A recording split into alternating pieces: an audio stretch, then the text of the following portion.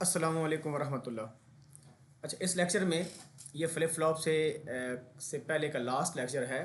Gated D latch, इसको D latch भी कहते हैं और गेटेड डी लैच भी कहते हैं और ट्रांसपेरेंट लैच भी कहते हैं। ये एस आर लैच की ही तरह होती है, लेकिन आर जो उसमें इनपुट होती है उसको हम रिप्लेस कर देते हैं with an inverted D input. ठीक है, ये इसकी ब्लॉक डायग्राम होती है। हमने देखा था कि गेटेड एस आर लैच में आपके पास तीन इनपुट्स होती हैं, एक एस होती है, एक इनेबल होती है और एक आर होती है। लेकिन यहाँ पर अब तीन की जगह दो इनपुट्स हैं। इसको हम डाटा इनपुट लैच भी कहते हैं, यानी डी की जो वैल्यू होगी इनपुट पर वही आपकी नेक्स्ट स्टेट बन जाएगी। फॉर एग्जांपल अगर डी ज़ीरो है तो नेक्स्ट स्टेट आपकी ज़ीरो हो जाएगी, और सिमिलरली अगर डी वन है नेक्स्ट स्टेट आपकी वन हो जाएगी। तो यहाँ पर क्यू की जगह क्यू टी प्लस वन होना चाहिए। ठीक है, अब नेक्स्ट क्या है, यहाँ पर ये सबसे इम्पोर्टेंट स्लाइड है जो कि कंप्रिहेंसिव मैंने वे में बाकी जो रिडंडेंट स्लाइड्स थी उनको रिमूव करके सारा डाटा इसी पर गैदर कर लिया ताकि आपको मैं समझा दूँ कि ये कैसे आया। अच्छा, अगर हम देखें तो ये हमारे पास क्या है, ये हमारे पास एस आर लैच का ट्रुथ टेबल है। जो एस आर लैच का टेबल था जिसमें नैंड यूज़ हुआ है, तो इसमें हमारे पास ये हम मल्टीपल टाइम्स पिछले लेक्चर्स में कवर कर चुके हैं और ये diagram almost S R latch की ही है। लेकिन आपने फ़र्क देखा होगा कि यहाँ पर पहले आर होती थी इनपुट, ठीक है, डी की जगह एस होती थी। हमने क्या किया, डी का कंप्लीमेंट ले लिया, इन्वर्ट कर लिया, इन्वर्टर यूज़ करके नॉट गेट, और वो दूसरे नैंड को अप्लाई कर दिया। नैंड की सेकंड नैंड की जो सेकंड इनपुट है उसको वो बना दिया। तो इसको हम गेटेड लैच क्यों कहते थे, क्योंकि ये हमारे पास पोर्शन जो है ये एस आर लैच का है और इसके पीछे हमने दो गेट लगा दिए। नैंड गेट क्यों लगाए थे, ताकि हम कंट्रोल कर सकें अब कि हमारी मर्ज़ी से ही जो नेक्स्ट स्टेट है वो चेंज हो क्यू टी प्लस वन जब इनेबल हाई हो। ठीक है, तो इसमें भी ऐसा ही होगा like gated S R latch कि जब इनेबल हाई होगी तब ही डी की चेंज करने से आपकी नेक्स्ट स्टेट चेंज होगी। अगर इनेबल आप लो रखेंगे तो डी को चेंज करने से नेक्स्ट स्टेट पर कोई फ़र्क नहीं पड़ने वाला। क्यू टी आपकी प्रेजेंट स्टेट है, जो कि देखें यहाँ पर फीड बैक हो रही है, यहाँ से क्यू कम्प्लीमेंट फीड बैक हो रहा है और ये आपके नेक्स्ट स्टेट है और ये उसका कम्प्लीमेंट है। ठीक है, अभी हमने जो थ्योरेटिकल बात की उसको वेरीफाई करके देखते हैं। तो फर्स्ट ऑफ ऑल हमने बात की कि जब इनेबल आपका ज़ीरो होगा, तो इस केस को पहले देखते हैं। वंस इनेबल इज़ ज़ीरो, तो यहाँ पर इनेबल आप ज़ीरो लें। जब हम इनेबल ज़ीरो लेंगे तो हमें पता है नैंड की इनपुट पर अगर एक भी ज़ीरो आ जाए आउटपुट हाई हो जाती है। तो ये आउटपुट भी क्या हो जाएगी, क्योंकि ये ज़ीरो इधर भी जा रहा है, इधर भी जा रहा है ज़ीरो, और ज़ीरो इस नैंड को भी जा रहा है, आउटपुट दोनों आपकी हाई हो जाएगी। तो हमें पता है जब आपकी आउटपुट हाई हो जाए तो जो सिंपल एस आर लैच, क्योंकि because this is simple S R latch, ये सिंपल एस आर लैच का ब्लॉक डायग्राम है। तो सिंपल एस आर लैच जो है, क्योंकि कम्प्लीमेंटेड इनपुट्स हैं, ये आपके पास एस कम्प्लीमेंट है, ये आर कम्प्लीमेंट है, तो क्यू टी का मतलब है जो पिछली स्टेट है, जो पिछली क्यू की वैल्यू वही रहेगी। ठीक हो गया, तो इस वजह से हमने क्या लिया कि जो नेक्स्ट स्टेट है उसकी वैल्यू सेम होगी as that of previous state, यानी वो रिमेन अनचेंज्ड रहेगा। ठीक है, it stay same, it will hold the value of previous state. तो ये मेरे ख्याल में आपको क्लियर हो गया। तो इसका मतलब है हमें इनेबल को हाई करना पड़ेगा। ठीक है, तो अब हम नेक्स्ट रो को फिल करते हैं।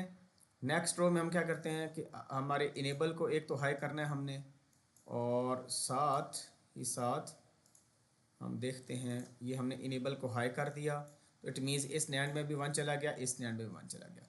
अब हमारे पास सिंगल इनपुट डी है। ठीक है, जब हमने इनेबल ज़ीरो किया था तो डी पर डिपेंड ही नहीं कर रहे थे, डी की जो मर्जी वैल्यू हो इट डजेंट मैटर। तो now make enable input one, जब इनेबल वन हुआ दोनों नैंड में वन हो गया, अब डी पर डिपेंड करेगा। अब डी की वैल्यू लेट्स सपोज ज़ीरो है, तो यहाँ पर आप ज़ीरो दें, तो इसका मतलब ये डी का कंप्लीमेंट है, इसका मतलब है इस नैंड में वन चला जाएगा। अब हमें पता है नैंड में एक भी ज़ीरो हो तो आउटपुट क्या हो जाएगी, हाई, इधर वन चला गया। अब ये दोनों वन हैं तो नैंड में दोनों वन होते हैं, आउटपुट क्या होती है, ज़ीरो।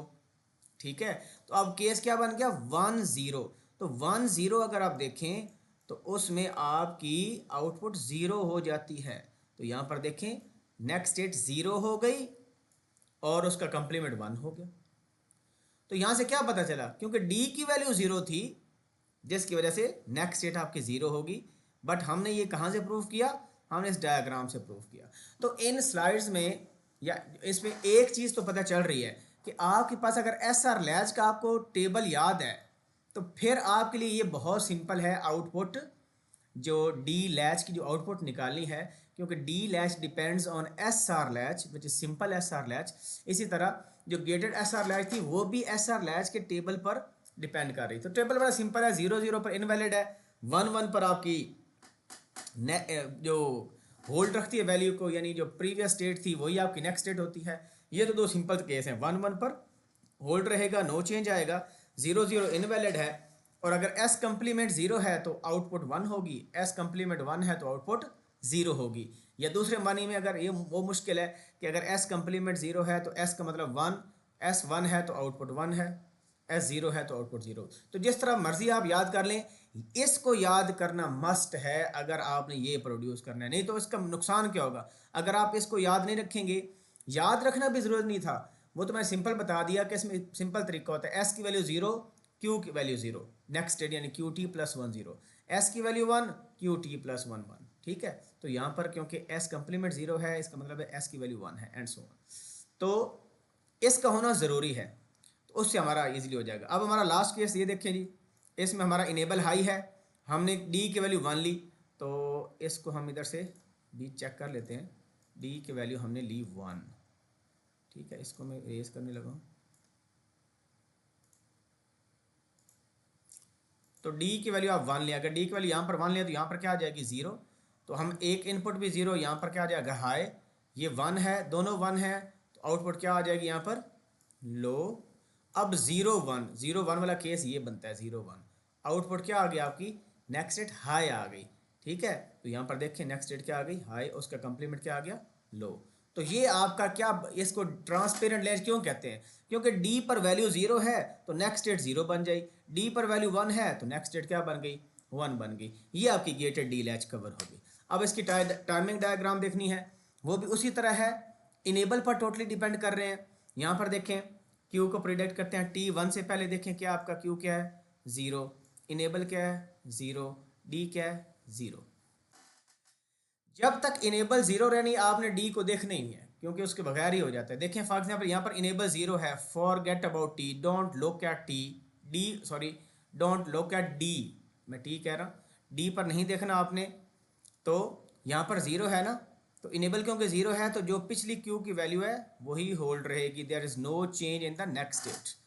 अब यहाँ पर देखें इनेबल आपका हाई हुआ, तो जब इनेबल हाई हुआ तो just look at D, D आपका क्या है 1 है, इनेबल हाई हुआ तो इसका मतलब है आउटपुट भी 1 होनी चाहिए। तो देखें यहाँ पर आउटपुट क्या हो गई 1 हो गई।